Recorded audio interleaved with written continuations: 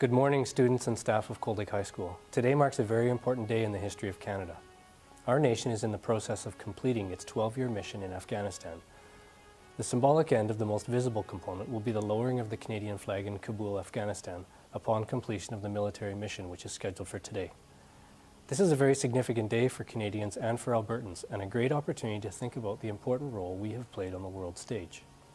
At the request of Premier Redford and the Minister of Education, Mr. Jeff Johnson, our flag right now is at half-mast to commemorate the contributions of all the Canadians, whether they were in uniform or not, to the international effort in Afghanistan. When the military mission in Afghanistan comes to an end, the Canadian military presence in that country will have lasted almost as long as the Canadian military involvement in the First World War, the Second World War, and the Korean War combined. More than 45,000 Canadians have taken part in the mission, and 162 people from all walks of life have made the ultimate sacrifice. 46 of those were either from Alberta or stationed in Alberta when they were deployed. Reflecting the democratic nature of the Canadian effort, these deaths were not just suffered by soldiers in uniform, but also included a diplomat working in the aid effort, accountants working on managing reconstruction projects, and a journalist reporting to Canadians on the effort. In a country where tens of thousands of children and mothers died annually in childbirth, and where girls were denied a basic education, Canada's efforts and those of its international partners helped to improve the lives of Afghans.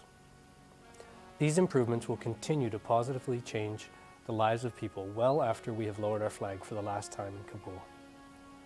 It is very important to recognize that education will be key to Afghanistan's and indeed the world's success.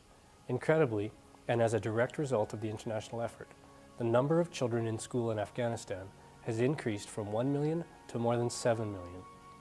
Of great significance, the portion of girls in school increased from 5% to 37%.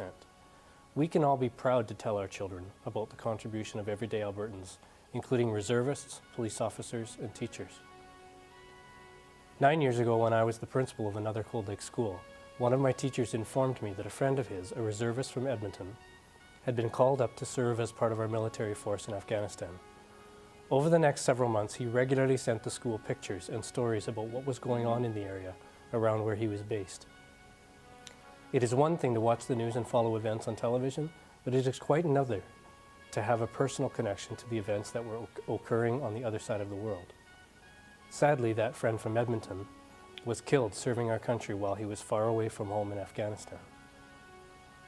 Cold Lake is a military city, and as such, I'm sure that many of you have similar connections to people who served as part of this mission. Today, we started the day by lowering our flag to half-mast, and at noon, we will raise to full height, along with all the flags at all government buildings in Alberta.